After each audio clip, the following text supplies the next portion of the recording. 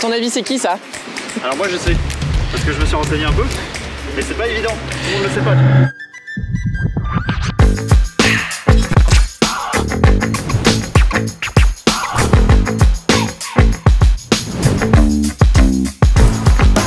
Salut, moi c'est Charlotte. Je vais vous présenter les différents liens qui sont très nombreux et très variés entre notre territoire de Clermont-Ferrand et du Puy-de-Dôme et l'Union européenne à travers un exercice qui s'appelle la promenade européenne. Juste en face, je vais vous montrer la première trace de l'Europe, la fontaine, donc place Royale, inspirée de l'art italien. Et elle a été croquée par notre ami Tanguy Speck, si vous aimez aller voir son compte Insta. Ça fait combien de temps qu'elle existe cette fontaine? J'en ai aucune idée. Je vous emmène place de la Victoire. C'est la place pour voir des coups quoi. À ton avis, c'est qui ça? C'est Urbain II. Et c'est depuis Clermont qu'il a lancé la première croisade. Les pays ont accepté d'ouvrir leurs frontières pour faire la première croisade. Aujourd'hui, on a ouvert nos frontières, mais c'est exactement pour l'inverse, c'est pour faire la paix. C'est plutôt ça l'intérêt. Premier drapeau européen qu'on peut repérer dans la ville, l'Office de tourisme métropolitain, sachant que dedans il y a l'espace Victoire, qui est un espace d'exposition qui accueille aussi parfois des artistes européens, notamment en mai prochain, il y a un artiste de Cuneo, qui est notre ville partenaire en Italie, qui va venir pour les arts en balade. Alors, la cathédrale, c'est le monument en pierre de Volvic le plus ancien. La pierre de Volvic, elle n'est pas noire à l'origine, on le sait bien, c'est qu'elle se noircit avec la lumière du soleil. Les flèches, elles ont été rajoutées, elles ont été dessinées par le même qui a fait les flèches de Notre-Dame de Paris, Viollet-le-Duc. À ton avis, où est-ce que je me trouve là? C'est ici qu'il y avait la maison de Blaise Pascal. À l'époque où justement on a rajouté les flèches à la cathédrale, pour faire les travaux, on a abattu toute une rangée de maisons qui étaient peut-être un petit peu vieilles et qui prenaient de la place pour le chantier. C'est un personnage extrêmement connu en Europe et dans le monde entier. Il y a beaucoup de lycées et même d'universités qui portent son nom. Un lycée Blaise Pascal même à Rome. Liceo Blaise Pascal. Vous savez que sa plus grande invention, c'était donc la Pascaline, qui était la première calculette, on va dire, qu'il l'a offert à l'époque à la reine de Suède. Sa Pascaline, dès le début, il a eu la bonne idée de l'offrir aux bonnes personnes et en traversant les frontières d'Europe. Viens voir, on va le voir ce beau Puy-de-Dôme enneigé, on le voit. On a une vue absolument magnifique sur la rue des Gras, cette magnifique vue. Ok.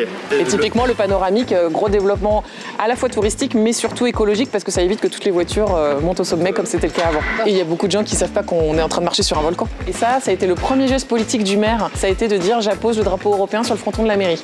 Donc l'hôtel Fonfred, mais là, je sais pas si tu as remarqué, mais c'est pas dessiné. Mais moi, ce que je vais te montrer, c'est sur le côté. Des canapés de bon goût, c'est ça que tu veux montrer? La cour intérieure, un escalier très typique de l'architecture de Clermont et de Montferrand. C'est un centre photographique. En ce moment, il y a Alberto Garcia Alix. Tu sais comment ça s'appelle ça?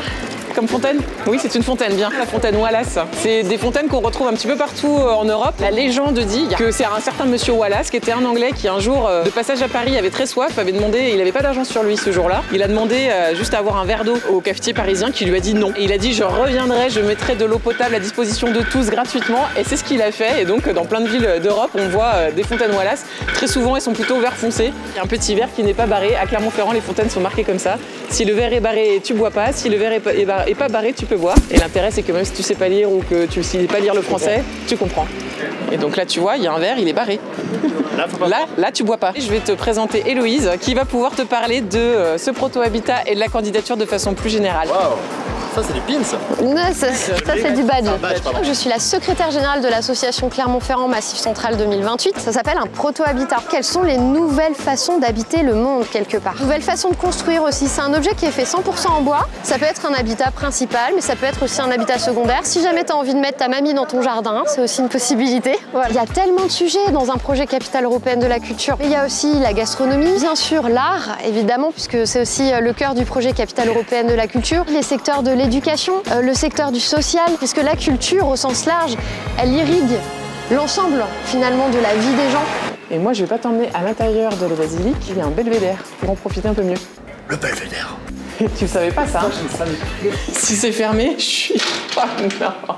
Bientôt, les immeubles qui seront autour, en fait, seront transformés dans les prochaines années en un centre d'interprétation pour mieux expliquer, mieux faire comprendre et mieux la valoriser. Elle a eu plus de 330 000 € de fonds européens pour ces restaurations. Tu montes là-haut, tu vois bien la basilique, tu peux faire des jolies photos. Ça, c'est ce qu'on aurait dû voir depuis le belvédère. Et d'ailleurs, petite question que je pose systématiquement aux enfants quand on fait des animations.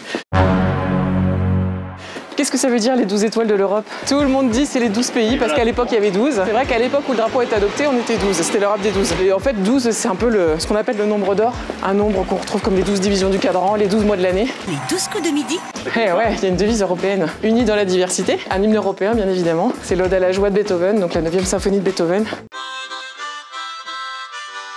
On a beaucoup de fonds européens en région et l'intérêt c'est que l'Union européenne intervient pour aider, faire l'effet levier en disant voilà, on vous donne des euros européens mais que derrière vous en trouvez aussi, c'est pas du financement total. L'idée c'est qu'on met tous au pot commun, c'est le principe de solidarité, donc tous les États mettent dans un pot commun, dans un budget commun, c'est ça les ressources principales, en fonction de leurs ressources. Il faut toujours montrer qu'on a un véritable intérêt pour développer nos territoires. L'Europe, elle est autour de nous, au quotidien, dans nos villes, dans notre département. Notre centre Europe Direct, c'est un peu la porte ouverte sur l'Europe pour toutes ces questions-là, c'est la face émergée de l'iceberg, mais il y a beaucoup d'autres liens à Clermont-Ferrand et dans le Puy-de-Dôme qui sont liés avec l'Europe. Trop bien. Bah, merci Charlotte. Mais de rien. Abonne-toi.